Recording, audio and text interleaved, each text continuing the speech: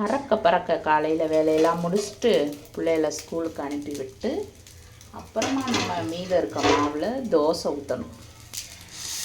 இன்றைக்கி நைட்டுதே மழை, காலையில் மழை இல்லை.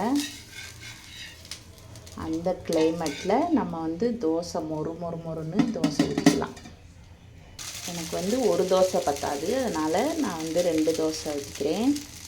கொஞ்சம் எண்ணெய் லைட்டாக மேலே விட்டு நல்லா இதுவுமே நல்லா மொறுன்னு வேகட்டும். தட்டை போட்டு மூடி வச்சுடுவோம். நான் எனக்கு 3 தோசை சுட்டு எடுத்துக்கிட்டேன்.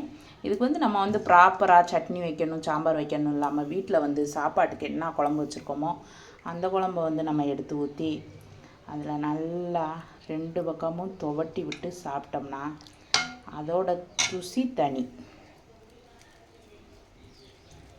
பாருங்கள், 2 பயரையும் சேர்த்தே எடுத்துக்கலாம். இப்படி சாப்பிடணும்.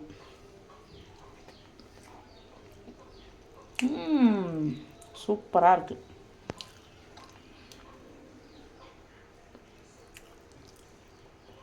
கடலைக்கறி மாதிரி இருக்குது, நல்லாயிருக்கு.